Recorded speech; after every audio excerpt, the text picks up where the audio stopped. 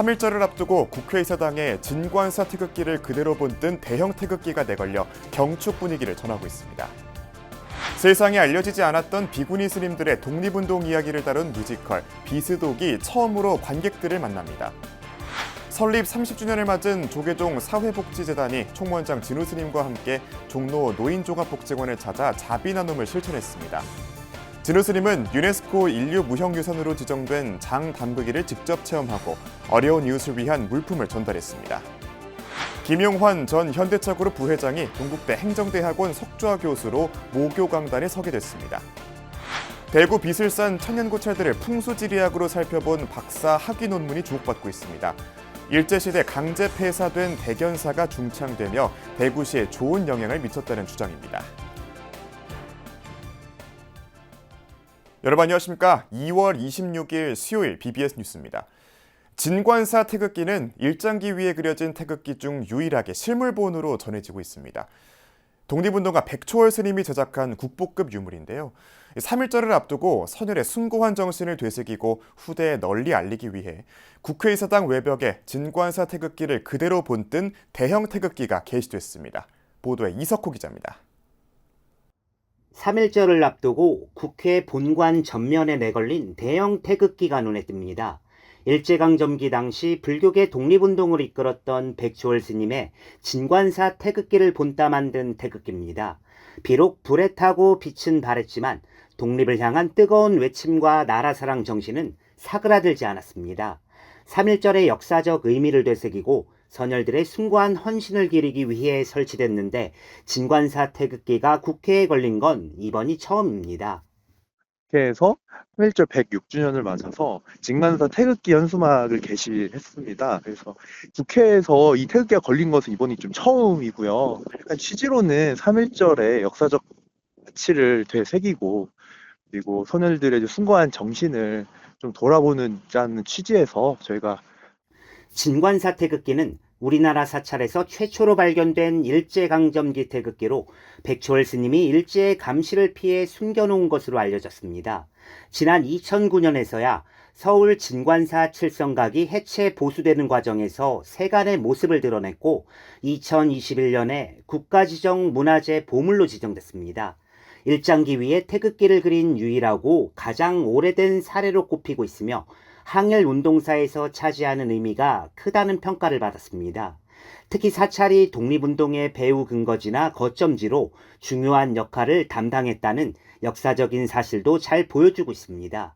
진관사는 백초월 스님 순국 80주기를 맞은 지난해 백초월 스님 선양회를 발족하고 스님의 생명 존중과 호국불교 사상을 계승하면서 대중에게 널리 알리고 있습니다.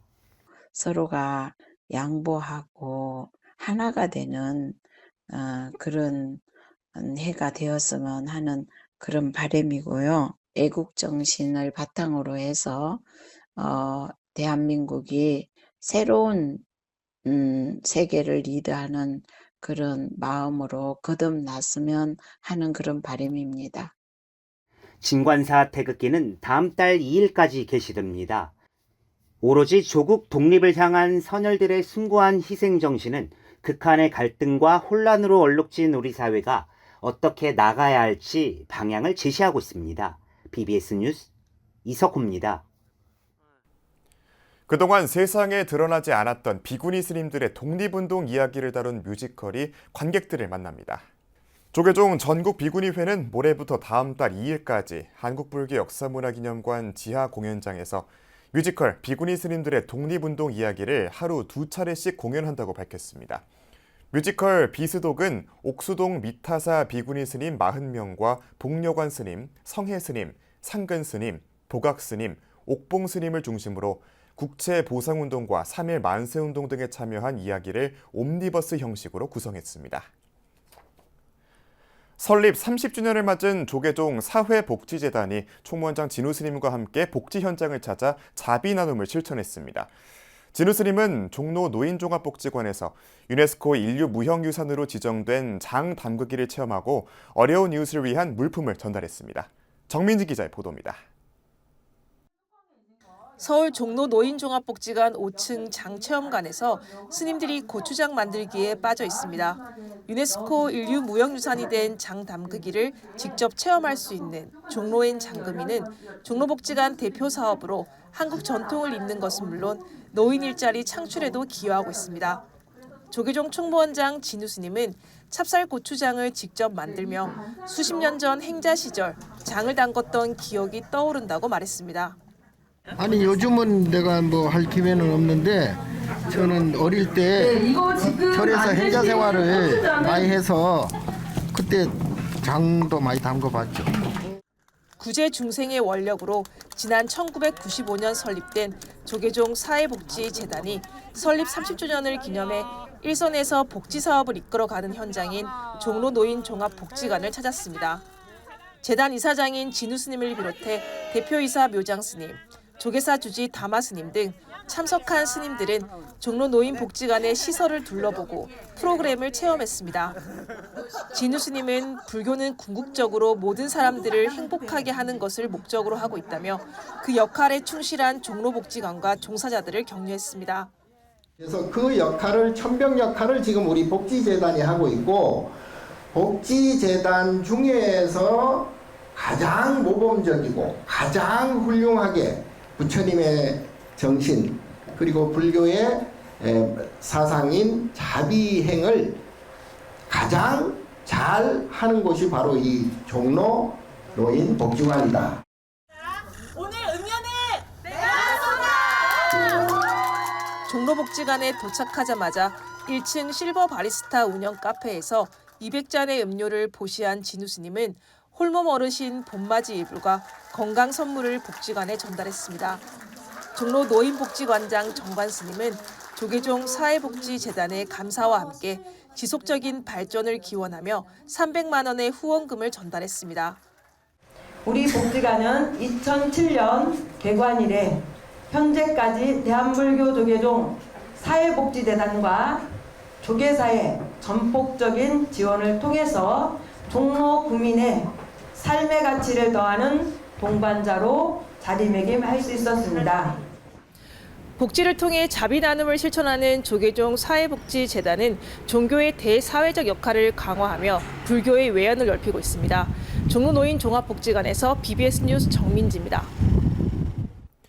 천년고찰 의왕 청계사가 지역 교육계와 손을 잡고 불교 전통 문화를 활용한 학생 맞춤 교육 프로그램 보급에 본격적으로 나섭니다. 전통 산사에서 펼쳐질 학생 맞춤 교육 프로그램은 청소년 인성 함양은 물론 지속 가능한 미래 교육 기반 조성에도 큰 보탬이 될 것으로 관심을 모으고 있습니다. 류기원 기자입니다. ADHD, 강박증, 우울증.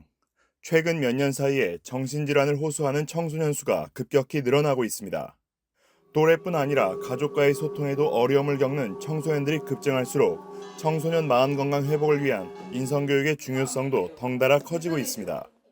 이런 가운데 천년고찰 의왕 청계사는 군포의왕교육지원청과 손을 잡고 청소년 인성교육 활성화를 위해 힘을 모으기로 했습니다. 공유학교는 학생들이 학교에서 배우기 어려운 것을 지역의 유관기관과 같이 협력해서 지역 자원을 활용해서 학생들에게 그러한 꿈과 희망을 기리는 그런 교육 공유학교라고 생각하시면 됩니다. 의왕 다음 공유학교 프로그램은 다양한 지역의 기관들이 참여해 여건상 공교육 현장에선 다루기 쉽지 않은 체험 위주의 프로그램으로 운영됩니다. 교육지원청과 각 기관은 지역 교육협력 거버넌스를 구축해 지속가능한 교육 인프라를 구축하고 교육 기회를 확대하는 등 내실을 다져나가겠다는 방침입니다. 인성교육과 관련된 그런 프로그램도 청계사에서 하고 있고 그렇습니다. 그래서 이런 공유학교는 학생들한테 그런 학교에서 배우지 못한 그러한 프로그램을 배운다는 데 대해서 큰 의미가 있다고 생각합니다. 특히 인성교육의 한 축을 맡고 있는 청계사는 선명상, 다도, 숲체험 등 천년고찰의 공간적 배경을 적극 활용한 다양한 힐링 프로그램을 제공해 청소년 인성 함양에 기여한다는 계획입니다. 청소년들이 자연스럽고 편안한 분위기 속에서 불교를 친숙하게 느낄 수 있도록 하기 위해 종교적 색채가 옅은 참여형 프로그램으로 구성한다는 방침입니다. 그 전통 문화 자체가 불교 문화와 일집하기 때문에 자연스럽게 같이 이제 공유하게 돼 있고요. 예를 들어서 선명상이라든지 모두가 종교를 있건 없건 또 타 종교에 또 가진다 하더라도 함께 공유하고 참여할 수 있는 그런 프로그램들을 준비 많이 되어 있습니다. 예. 앞서 청계사는 재작년 전국 사찰 가운데 최초로 더불어 숲학교 프로그램을 운영하면서 불교계 인성교육의 가능성을 엿보았습니다. 올해는 종단의 주요 정책 사업인 선명상과 연계된 청소년 인성교육 프로그램 개발에도 힘을 쏟아 프로그램의 다양성을 꾀할 예정입니다. 그래서 이 확장성이 커졌다고 볼 수 있습니다. 그래서 이번에 그 교육지원청에서 거버넌스를 구축이 되어 있고, 그리고 이제 저기 복지관에서 또 새로운 그 프로그램이 다 정리가 되었기 때문에 저희들도 이제 전통과 문화, 그리고 체험, 학습, 그리고 인성 함량 이 모든 것을 토탈로 해서 정리가 되어 가지고 불교 전통 문화와 천혜의 자연이 어우러진 공간적 장점을 활용한 체험 프로그램이 청소년 인성 함양은 물론 청소년 포교까지 이어질 수 있을지 관심이 모아지고 있습니다. BBS 뉴스 류기환입니다. 조계종 사찰림 연구소가 출범 후 첫 이사회와 정기총회를 열었습니다. 사찰림 연구소는 어제 한국불교역사문화기념관 4층 대회의실에서 총무원장 진우 스님이 이사장 자격으로 참석한 가운데 제1차 이사회와 정기총회를 열고 1700년 불교 역사와 함께 해온 사찰숲의 가치와 보존, 활용 방향을 모색했습니다. 총무원장 진우 스님은 모두 발언에서 우리 사찰숲이 국민생활 전반에 기여해온 점들을 제대로 평가해 숲의 보존과 활용 방안을 정부와 정치권에 제안할 수 있도록 해야 한다며 사찰림 연구의 중요성을 강조했습니다. 특히 국립공원이나 뭐 이런데 우리 사찰이 기여해온 그러한 것에 대해서 국가에서 또 사회적으로도 국민들이 충분히 거기에 가치 평가를 해줘야 되겠다. 이런 것을 정치권이나 정부에 꾸준히 이제 설명하고 요구를 하고 있는 그런 이제 시점에 있습니다. 앞서 사단법인 한국사찰림연구소는 지난해 10월 조계종 산하 종령기구인 조계종 사찰림연구소로 새롭게 출발했습니다. 김용환 전 현대차그룹 부회장이 동국대 행정대학원 석좌 교수로 임용됐습니다. 윤재웅 동국대 총장은 어제 동국대 무역학과 출신 김용환 전 부회장에게 동국대 행정대학원 석좌 교수 임용장을 전달했습니다. 윤 총장은 학술적으로나 사회적으로 뛰어난 업적을 지니고 계신 분들을 석좌 교수로 모시고 있다며 다양한 사회 경험을 바탕으로 모교와 공부했던 학과 등을 위해 적극적으로 임해 주시길 바란다고 전했습니다. 김 석좌 교수는 오랜만에 모교에 와서 동문 선배들을 뵙게 돼 감회가 새롭다며 동국대의 발전을 위해 기여할 수 있는 일을 적극적으로 찾아보도록 하겠다고 소감을 밝혔습니다. 한국 네팔 국제교류협회 윤종선 이사장이 BBS 만공회에 가입하며 BBS와 함께 우리나라와 네팔 간 불교문화 교류와 발전을 발언했습니다. 화장지로 잘 알려진 모나리자 SM 회장이기도 한 윤종선 이사장은 어제 서울 마포 BBS 본사에서 방송포교 발전을 후원하는 만공회 공덕주가 됐습니다. 현재 네팔의 경제 발전을 위해서도 힘쓰고 있는 윤 이사장은 두 나라 불교문화 교류가 양국 발전으로 이어지기 바란다고 밝혔습니다. 이번에는 뭐 경제 교류도 굉장히 중요하지만 이번에 이제 우리 불교 문화 교류가 이번에 이 불교 방송하고 같이 함께 좀 더 융성하게 더 많은 게 홍보가 되어가지고 더 우리나라에 더 불교가 더 발전될 수 있는 그런 계기가 되었으면. 이에 대해 서진영 BBS 사장은 네팔은 부처님 탄생지인 룸비니 동산과 히말라야를 간직하고 있다며 양국 간 교류를 위해 BBS도 함께 최선을 다하겠다고 화답했습니다. 또 국제적으로 네팔하고 굉장히 중요한 또 국제 교류 지원 후원을 하고 계시니까 또 그 홍보나 또 필요한 지원이 있으면 저희들이 최선을 다해서 도와드리도록 하겠습니다. 윤 이사장과 함께 BBS를 찾은 일행은 모두 만공회에 가입했으며 이 중에는 과거 가입 이력이 있는 회원도 있어 기존 만공회 회원의 재확산 추세를 반영했습니다. 대구 비슬산 대견사는 일제에 의해 폐사됐다 100여 년 만에 중창 복원된 사찰인데요. 이 대견사의 입지와 중창의 의미를 풍수지리학적으로 연구한 박사학위 논문이 나와 주목받고 있습니다. 보도에 박명한 기자입니다. 1917년 조선총독부에 의해 폐사됐다. 지난 2014년 중창 복원된 비슬산 대견사. 삼국유사를 저술한 일현 스님이 승과에 장원 급제한 뒤 첫 부임지였을 만큼 당시 국가적으로 중요한 사찰이었습니다. 두뇌도 명석하고 젊었고 그런 스님이 필요했을 걸로 봅니다. 그래서 아마 대견사는 위치적으로 소백산과 지리산의 그 딱 중심에 중간에 있기 때문에 아마 꼭 필요한 정보의 그 요충지로서 역할을 했을 걸로 봅니다. 이러한 비슬산 대견사의 입지와 중창 복원의 의미를 풍수지리적으로 연구한 박사학위 논문이 나왔습니다. 김봉조 등량풍수지리연구원 원장은 지난 20일 비슬산 명찰의 풍수지리 입지연구란 논문을 통해 대구 가톨릭대학교에서 박사학위 졸업장을 받았습니다. 김 박사는 논문에서 비슬산은 신선이 검은고를 타는 선인 탕금형의 형국을 하고 있고 대견사는 바로 검은고 줄에 위치해 있다는 사실을 밝혀냈습니다. 또 비슬산의 산세와 절벽 끝에 위치한 3층 석탑 등 가람의 형태를 볼 때 대견사는 왜구를 비롯한 외침을 막기 위한 이른바 산천비보사찰로 건립됐을 것으로 추정했습니다. 즉 풍수지리적으로 일제는 일본의 기운을 누른다는 이유로 대견사를 강제 폐사했고 대견사 중창으로 비슬산의 정기도 되살아난 것으로 분석했습니다.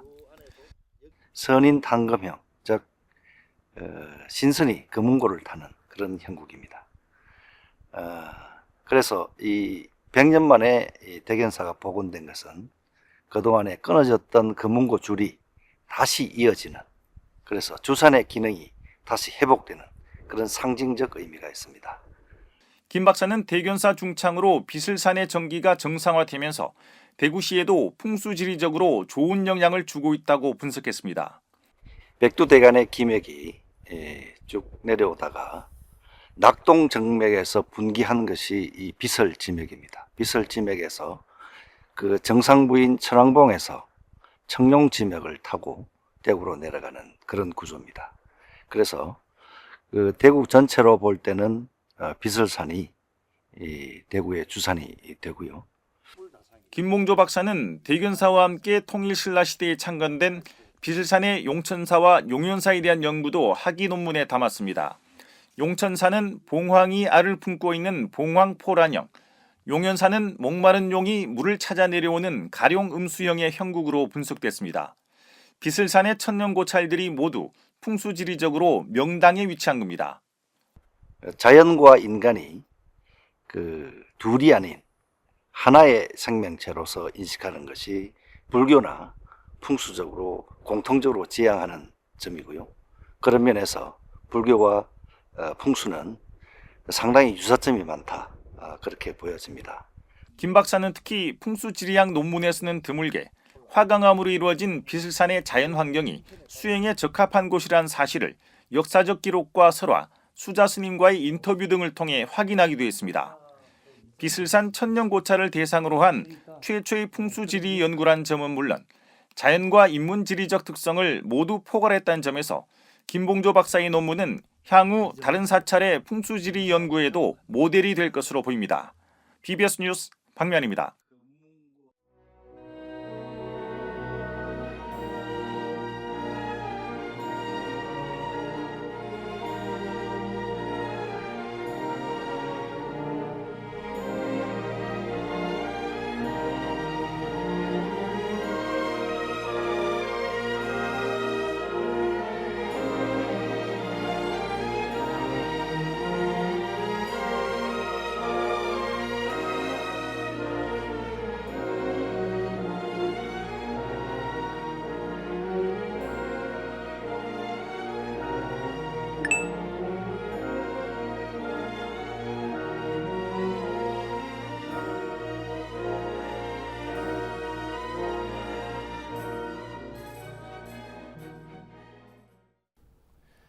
2월 26일 수요일 저희가 준비한 소식은 여기까지입니다. 시청해주신 여러분 고맙습니다.